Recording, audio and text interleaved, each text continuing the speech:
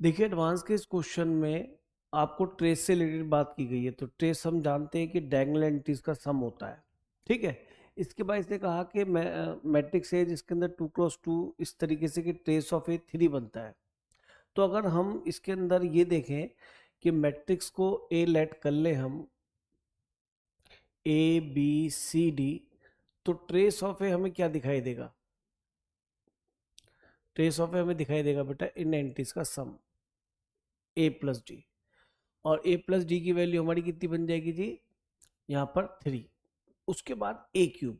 बस यहीं पे हमारा मन जो है थोड़ा सा खट्टा हो जाएगा कि यार ये तो पहले ए स्क्वायर निकालो फिर ए से मल्टीप्लाई करो, और अननोन 4 है तो यहाँ पे जाके हम फंस जाते हैं।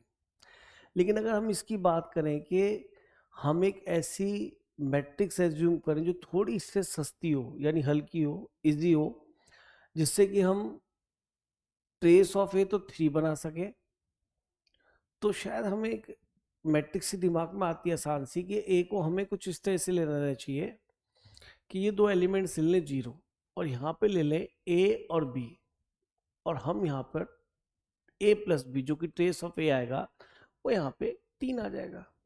तो अननोन यहाँ पे हमारे 2 रह गए। क्यों? क्योंकि उससे तो ट्रेस ऑफ ए को 3 बनाने के लिए कहा है। हम ये नहीं कि जनरल कोई भी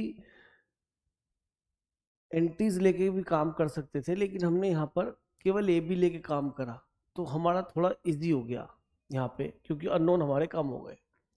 आगे उसने ए क्यूब निकालना ही बड़ा आसान हो जाएगा, जो उसने कहा है कि ए क्यूब।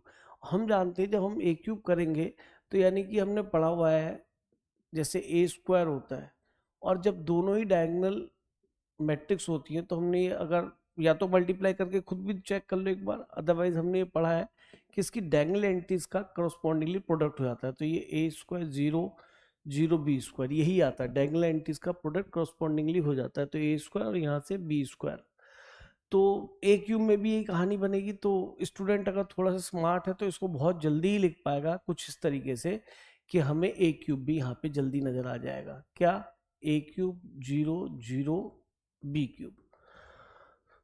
तो इसका भी आपको ट्रेस दे रखा है कितना? -18। अब आप बताइए क्वेश्चन में क्या बच गया? इन एंटीज का फिर से सम करा, -18। दो अननोन, दो इक्वेशन, हमारे लिए आसान हो गया क्वेश्चन। अब अगर हमें पूछा क्या गया कि भाई डिटरमिनेंट ऑफ ए, वो भी आसान ही पूछा गया। अब मुझे बताइए डिटरमिनेंट ऑफ ए कितना बनने वाला है? A B -0। तो ए भी मिल गया, और हमें ये पता है कि ए इंटू बी निकालना है। तो आप बताइए अगर मैं इन दोनों इक्वेशन का यूज करूं तो इसका क्यूब कर लें।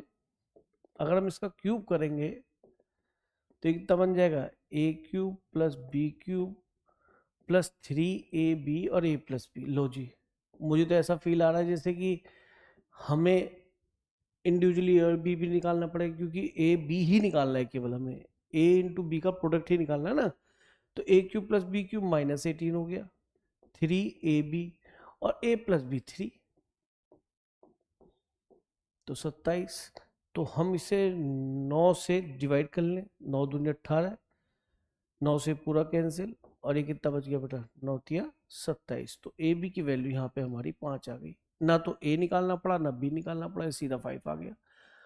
तो अगर हम इस क्वेश्चन के अंदर मैट्रिक्स को इस तरह से लेट कर लेते तो हमें साफ नजर आ रहा है कि पहली इक्वेशन तो ठीक बन जाती, लेकिन 4 इक्वेशन ही टफ बनती है और ए क्यूब में भी बहुत टाइम लगता है। उसके बाद उसके जो ए क्यूब पे डायगनल्स वाली एंट्री आती वो बहुत ज़्यादा हैवी आती, और उनका सम हमें फिर लिखना पड़ता -18। तो सॉल्यूशन करने में बहुत टाइम लगता।